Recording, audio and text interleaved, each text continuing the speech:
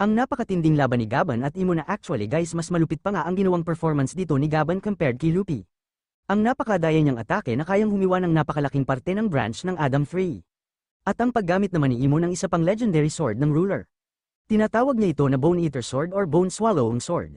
Dito din natin makikita at mare-reveal kung bakit kinamumuhian maging nitong si Imo ang former Pirate King na itong si Roger along with the fact na alam talaga nitong si Gaban ang napakaraming mga sikreto maging pagdating kay Joy Boy. Kaya ngayon hindi lamang tina-target nitong si Imo itong si Luffy kung hindi maging si Gaban na rin dahil masyado daw itong maraming nalalaman. Ang nakakatakot na kahihinat na nitong si Gaban after niyang makipaglaban kay Imo, ang lahat ng yan at marami pang iba tatalakayin natin dito sa ating full chapter review ng One Piece Chapter 1190, kaya naman siguraduhin nyo nang nakalike, nakasubscribe at narin nyo na ang bell button, pero huwag na nating patagilin pa, let's go! Title page tayo guys, makikita natin dito ang batang Luffy kumakain kasama itong si Shanks. At mag-proceed na tayo sa pinaka-context ng chapter. Pinakaunang page, andito na nga si Gaban with an editor's note na nagsasabi na reinforcements Gaban. Kitang-kita natin dito guys, nag-clash na nga ang mga acts ni Gaban at nitong si Imo. And honestly hindi nakaka-disappoint dahil hindi dito basta-basta na overpower itong si Gaban.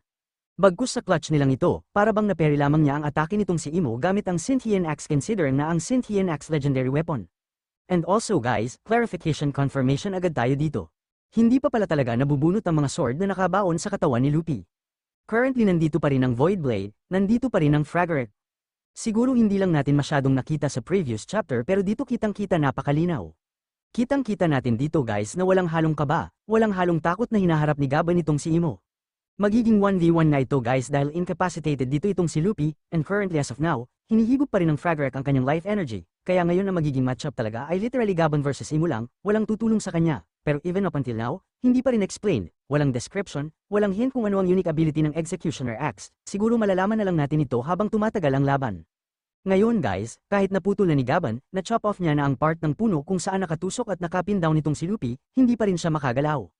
Pinapatunayan lang dito na talagang in-effect pa rin ang life energy drain ng capabilities ng Fragment. Kaya naman gumawa na naman ng paraan nitong si Gaban. Talagang habang nilalabanan niya si Imo, iniisip niya kung paano niya ililigtas si Luffy. Ang ginawa niya dito guys, habang iniiwasan niya ang mga atake nitong si Imo, inililigtas niya si Luffy. Binunot niya ang dalawang sword at inalis niya si Luffy sa battlefield. Hindi naman ganun kalayo pero sapat lang para hindi siya tamaan ng mga slashes nitong si Imo gamit ang Scythian Axe. Kitang-kita din natin dito habang pinapakawalan niya si Luffy, humahanap siya ng blind spot ni Imo.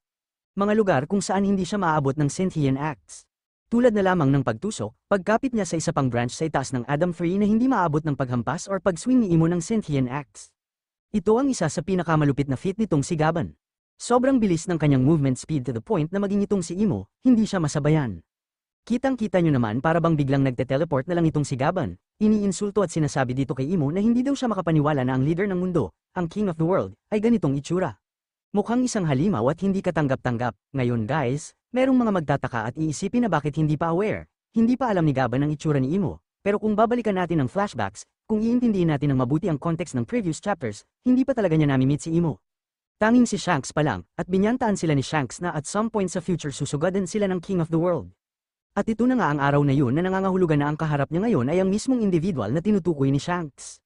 Kaya ngayon nagulat din siya sa itsura ni Imo, napatanong dito bigla itong si Imo kung sino daw ba talaga itong si Gaban dahil currently hindi niya alam na ito ang left-hand man ng former Pirate King. Pero ang sagot dito ni Gaban, one who knows of the world. Dahil alam natin na isa siya sa pinaka-experienced, isa sa may pinakaalam ng napakaraming sikreto sa loob ng One Piece verse dahil nasa paglalakbay nila Roger before. Imbes na ipagpatuloy niyang pakikipaglaban at pakikipagsabayan dito kay Imo, after niyang bumaba sa Adam 3, naglakad siya ng dahan-dahan na para bang nag-o-orform pa siya dito habang nakatalikod kay Imo. Ang ginawa niya guys, nilapitan at pinuntahan niya itong si Luffy. Dinakat niya ito, at dito niya ito sinimulang insultuhan. Sobrang disappointed daw siya dito kay Luffy, akala niya malakas talaga ito. Akala niya overpowered talaga ito tulad ng sinasabi ng napakaraming individuals tulad ni Shanks. Pero ngayon clearly binugbog lang siya ni Imo, wala siyang kalaban-laban at niligtas pa siya ng isang matandang air metano na tulad niya. Tinanong niya si Luffy, hindi ba siya nahihiya na kailangan pa siyang iligtas nitong si Gaban? Sinabi din niya dito na White Form, Emperor, Chosen One, Destined Boy. Napakarami pa daw ng mga naririnig niya na mga salita ng mga titulo na tumutukoy at pumupuri dito kay Luffy. Pero hindi daw siya natutuwa, hindi niya nagugustuhan ang performance nito ngayon. Galit na galit at nanggigil talaga itong si Gaban kay Luffy. Habang si Luffy naman hindi makapagsalita, iniinda pa rin niya ang sakit, ang burres, ang wound sa kaniyang katawan after siyang matusok ng Fragment at ng Void Blade. Tinanong siya ulit dito ni Gaban, dito daw ba niya binabalak mamatay? Once na mamatay siya, ang lahat ng mga ipinagmamalaki niya, ang lahat ng ipinangako niya na peaceful life, ang pagprotekta sa country ng kanyang mga kaibigan, lahat ng yun hindi niya matutupad. Maging ang Elbaf Kingdom ay babagsak, kaya biglang para bang naging seryoso dito si Luffy. Kinonfirm din itong si Gaban na hindi niya kayang protektahan si Luffy. Hindi kontra kay Imo, dahil ayon sa kanya, walang poprotekta ngayon kay Luffy. Hindi din sapat ang kanyang lakas para protektahan ito. Walang aasahan si Luffy, kailangan niyang seryosohin ang laban na to. Pero dito, inexplain din ni Gaban hindi dapat pinperson nitong si Luffy ang pagiging Pirate King ng napakamasayahin na ini-expect. Na peaceful, napakamaayos, napaka-smooth ng flow para makuha ang titulo na yun. Dahil habang tumataas daw ang staircase, tumataas ang hagdan, tumataas ang rangkang niya sa dagat, mas napakarami pa ng magiging napakalalaking kalaban niya. Once na maging Pirate King siya, mas marami pang matutuwa sa pagkamatay niya kaysa sa mga malulungkot. Sobrang daming gustong makuha ang titulo na yun, sobrang dami ang gustong umupo sa trono ng Pirate King to the point na mas ikatutuwa pa ng karamihan ang pagkamatay niya. Kaya naman napakabastos, napakayabang, and overproud daw itong si Luffy na isipin na maa-achieve niya yun habang ginagawa ito ng napakamasaya, napaka-peaceful na parabang napaka-easy-go-lucky lang niya. Hindi pa daw handa itong si Luffy, habang sinasabi na kung ganun daw ang mindset ni Luffy, umuwi na lang siya. Bumalik siya sa kanyang homeland habang itinatapon itong si Luffy na dito guys makikita nyo hindi siya itinapon para iligtas mula kay Imo, itinapon siya dahil napipiko na talaga sa kanya si Gaban. Dito din guys makikita natin hindi smooth, hindi para bang itinapon siya para maging ligtas nga, nagpagulong-gulong si Luffy at mas lalo niya pang ininda ang kanyang wounds dahil sa pagtapon sa kanyang Gaban. Si Luffy naman guys although napipiko na din sa mga sinasabi ni Gaban itinapon siya nito dahil para bang iniinsulto siya nito, itinake niya ito hindi as an insult kung hindi para mas lalong patunayan kay Gaban yung totoo. Habang si Imo nakatingin sa kanila na para bang patiently ino-observe niya kung ano ang ibig sabihin ni Gaban. Kung may alam ba talaga ito kung ano at kung sino talaga ang matandang air metano na ito. Immediately after that, hindi na nagpaligoy-ligoy pa si Gaban. Pagharap niya kay Imo, naglo-launch agad siya ng isang needed attack na ini-imitate ang form, ang stance ng isang mantis. Tinatawag niya ito na ang kanyang mantis axe technique, mantis plung. However, hindi yun ganun kalakas, parang simpleng atake lang na umiikot ang kanyang katawan. Rason kung bakit na-block yun ni Imo, napakadali lang. Napasabi dito itong si Imo na iniinsulto daw yata siya nitong si Gaban dahil itinapon niya si Luffy na para bang gusto niyang i-on of one pa itong si Imo. Pero ang sagot dito ni Gaban kay Imo, alam daw ni Gaban gusto niyang patayin si Luffy. Nangangahulugan lang yun na pwede talaga siyang maging isang napaka-significant na threat. Tinanong din niya itong si Imo, hindi daw ba may kamukhang kamukha? May napaka-look-alike na individual itong si Luffy before. Sinabi niya na baka daw kamukhang kuko ito ni Joy Boy at dito biglang para bang uminig ang laman nitong si Imo na para bang may nagring na bell sa kanyang utak. Unang-una sa lahat, bakit kilala ni Gaban si Joy Boy? Immediately, dahil lamang sa small detail na yun na binanggit ni Gaban ang tungkol kay Joy Boy, naging seryoso agad dito si Imo. Sinabi niya kay Gaban na, identify yourself, magpakilala daw siya ng maayos. Sabihin niya kung sino talaga siya, habang binubunot nitong si Imo ang panibagong napaka-up na legendary sword mula sa former rulers 800 years ago. Ang bagong sandata na ito na para bang isang katana ay tinatawag na Bone Eater Sword or Bone Swallowing Sword. Ang pinagkaiba nito guys sa former na mga weapons na ipinakita niya before, ang ibang mga weapons na yun may aura lamang. May demonic aura, but this one literally may umiikot na para bang prowler na para bang literal na demon dito sa sandatang ito. Ang malupit din sa sandatang ito guys, hindi talaga ito nag-work bilang isang sword. Bagkus para bang isang long-range weapon, kitang-kita natin dito kahit hindi malapit si Gaban. Kahit hindi abot ng swinging range ng weapon ng sword na ito si Gaban. Ang parabang prowlers, ang parabang mga black, mga demons na nakapulupot dito sa sandatang ito ang sumusugod sa kalaban. Habang inaatake si Gaban, evade naman si Gaban. Pero it is an undeniable fact na mas mahirap itong iwasan kumpara sa normal na pag-swing ng sword. Dahil kung sword lang ang iiwasan niya, titingnan niya lang trajectory nito, okay na. Pero ang mga prowlers na ito, pwedeng umikot-ikot, pwedeng bumago ng trajectory, pwedeng habulin siya. Parang mga homing missiles, tinatanong dito ni Imo si Gaban, ano pang ibang nalalaman niya tungkol sa Void Century na sinagot nitong si Gaban na may alam daw siya sa words of Joy Boy na para bang gusto niya talagang galitin lalo si Imo. Hindi natin alam kung literally totoo ito, kung talaga bang may nakita sila nila Roger sa Laugh Tale or ang words of Joy Boy ay para bang mga simpleng words, simpleng mga significant na phrases lamang na meron talagang nilalaman. Pero hindi pa natin yan mako-confirm dito, mag-proceed tayo sa chapter. Kinonfirm din dito ni Gaban naman nila goal na para bang imitate na para bang sundin, sambahin ng isang individual from the far away past tulad nitong si Joy Boy. Ang goal daw nila ay ang iset through, tingnan kung paano matutupad ang dreams ng kanilang former Pirate King. Ang pangarap ng kanilang captain na si Roger, makikita din natin dito guys na umuubo na naman itong si Imo na nagpapakita lang ng clarification, confirmation, may iniinda talaga siya dito, hindi man atake mula kay Gaban, atake mula kay Luffy or atake mula kay Loki, most likely restrictions na ito, kaparehong kapareho ito nang nakita natin nang mag-appear pa lang siya sa Oris Castle bago i-reveal ang kanyang form. Pero tinatanong niya dito, sino daw ang captain na tinutukoy nitong si Gaban Flash at ipinapakita itong si Luffy na galit talaga. Pikan na pikan din siya dito kay Gaban, pinipilit at sinasabihan, inuutusan niya ang kanyang katawan na mag-heal up.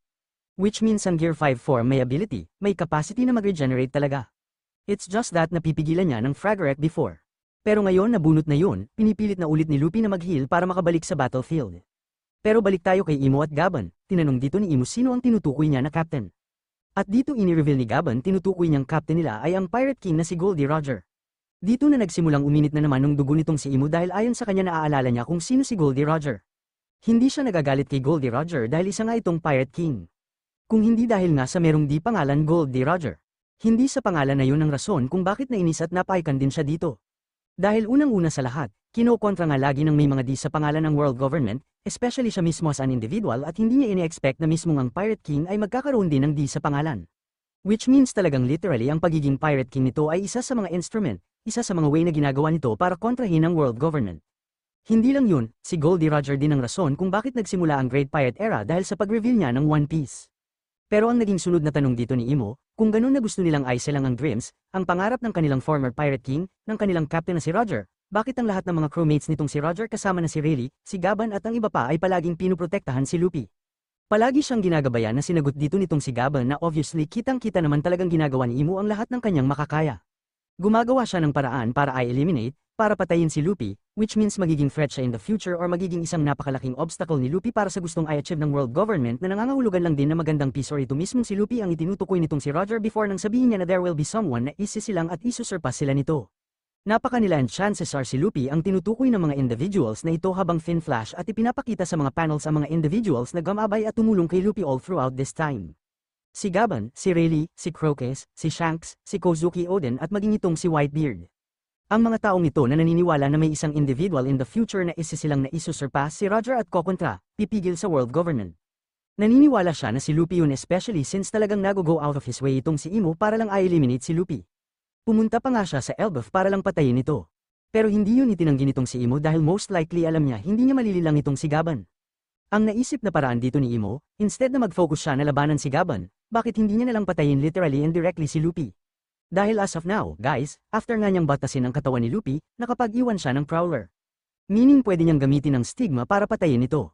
Isang sure hit, sure kill na atake na babutas na naman sa katawan ni Luffy tulad ni Loki. The only difference guys here is that hindi stigma ang binanggit dito nitong si Imo. Kung hindi Enma, pwedeng isa lamang itong discrepancy pagdating sa translations or baka panibagong weapon talaga ito. However, hindi yun hinayaan ni Gaban siyang kumilos ng napakabilis para pigilan si Imo. Dito nga guys ay kitang-kita natin na tumalo ng napakataas itong si Gaban right above nitong si Imo na parabang nagpe-prepare siya ng isang momentum attack, isang atake na mag-charge, maglo-launch ng napakabilis na momentum mula sa itaas. Pero nabanggit din dito ni Gaban na sa pagbuelo niya ng kanyang mga axe, sa pag-angat niya nito mula sa kanyang harapan, lumalagatok na ang kanyang balakang, lumalaga ang kanyang mga joints. Ayon kay Gaban talagang hino-hold back na daw siya ng napakatanda niyang katawan na nangangahulugan lang guys na wala na nga din siya sa prime na ang susunod na atake niya ay hindi na ganun kalakas kumpara noong bata pa siya. Pero kitang-kita natin dito umiipon na ng Conqueror sa haki itong si Gaban. Hindi pa nga siya naglo-launch ng atake, sobrang lakas na ng haki na naire-release niya. Makikita natin dito na habang itong si Imo nakafocus sa pag-atake kay Luffy gamit ang Enma, itong si Luffy naman piken na piken. Ayon dito kay Luffy, kahit crewmate daw nitong si R si Gaban hindi niya ito papatawarin. Gagantihan niya daw ito na surely hindi niyo man ito bubugbugin. Medyo piken lang talaga itong si Luffy dito kay Gaban dahil sa ginawa niya kanina. Pero ngayon guys, sumunod na panel, napakalupit, napakaganda. Literally hindi pa umaatake si Gaban, kidlat ng kanyang Black Lightning mula sa kanyang Conquerors at ang Black Lightning na yun almost muntik na talagang tamaan itong si Imo. Buti na lamang nasalag niya pa ito gamit ang Imo dahil kung hindi, possible na mag-inflict yun ng significant damage sa kanya. Imagine nyo guys, hindi pa yun ang named attack ni Gaban, hockey pa lang niya yun. Muntik niya nang tamaan itong si Imo, gan kalakas ang former left-hand man ng Pirate King. Hindi pa man lamang naglo-launch ng atake si Gaban na putol na ang isang parte ng branch ng Adam Free kung saan doon nakatayo itong si Imo. Isipin nyo guys, hindi pa yun ang atake ni Gaban, Conqueror Haki pa lang kaya ng pumutol ng puno. Just imagine kung gaano yung kalakas, dahil dito, naisip na agad ni Imo na delikado ang gagawing atake ni Gaban. Instead na basta iwasan lang ito, instead na basta para bang mag-farm tulad ng ginagawa niya kay Luffy at kay Loki gamit ang Imo, sinabayan niya na ito. Alam niya na delikado ang ataking gagawin ni Gaban. Sa pag-launch ni Gaban ng kanyang atake na tinatawag niya na Shenmon 8000 Force Leader, sinabayan naman ito nitong si Imo ng paglo-launch ng atake gamit ang kanyang Bone Eater or ng kanyang Bone Swallowing Sword na clearly sa panel na ito guys. Ino-overwhelm talaga ng atake ni Gaban si Imo. Kitang-kita natin dito literally almost umulan na ng slashes. Almost para bang ang buong panel ay napuno na ng atake nitong si Gaban, possible na wala ditong tatama kay Imo. Chances are baka mablock niya ng Imo pero sigurado may tatama sa kanya dito. Ang problema lang guys kung titingnan yung mabuti ang panel ang Bone Eater Sword tumama din kay Gaban. Kitang-kita natin dito guys na after I-launch nitong si Imo ang kanyang Bone Eater Sword attack, binalot niya agad ang kanyang katawan ng Imo. At hindi lang yun, ginamit niya pa ang San Ian Axe Bone Eater Sword para mag-serve as cover dahil siguro iniisip niya dito na sobrang delikado ang atake ni Gaban kung basta umasa lang sa Imo habang pinagtatawanan siya dito ni Gaban dahil hindi lang pala basta ang pagtama ng atake sa kanyang pinaplano nito. Binabalak ni Gaban kung ang mismong terrain na kinatatayuan nitong si Imo. Rason kung bakit ang mismong branch na yon na kinatatayuan nila bilang battlefield na laglag papunta sa Underworld. At hindi lang yun sa paglaglag nito, sobrang massive, sobrang laki ng branch na maging ang isang mountain sa Underworld ay nawasak sa pagbagsak nito. Naramdaman at kitang-kita ng mga Straw Hat crew nitong si Loki, nitong si Ragnir at ng iba pa ang pagbagsak ng massive na 3 branch na yun at dito sila nagsimulang kabahan. Paano kung si Luffy daw ang nakut up sa akin yun na sinagot naman ni Usopp na hindi? Wala dun si Luffy, it is something far more stronger, something far more dangerous. Not first, hindi natin alam kung sinong tinutukoy nitong si Usopp, si Imo ba o si Gaban dahil sa ginawa nitong napakalakas na named attack. However, sa pinakahuling panel guys, sa final scene, maiintindihan nyo ang mga bagay-bagay, dahil dito sa pagbabalik ni Luffy siguro after niyang ma-heal, after niyang makarecover kahit papaano nakita niya si Gaban na nakalupasay, nakahiga, hindi gumagalaw at putol na ang kanyang kaliwang braso. Literally pareho na sila ni Shanks, at dito guys, mapapaisip kayo, nasaan si Gaban? Hindi natin mako-confirm, walang confirmation, pero I think nandito pa rin siya sa Sun Realm. Naiwan siya after niyang palubugin itong si Imo papunta sa Underworld. At ang rason kung bakit naputol ang kanyang kaliwang kamay ay ang atake, ang sabayan nila kanina. Habang ginagamit nitong si Gaban ang kanyang Shinmon 88 Force Leader, sinabayan siya dito ng paggamit ni Imo ng kanyang Bone Eater Sword. And clearly sa panel na yon, tumama ang atake ng Bone Eater Sword sa kanyang kaliwang braso.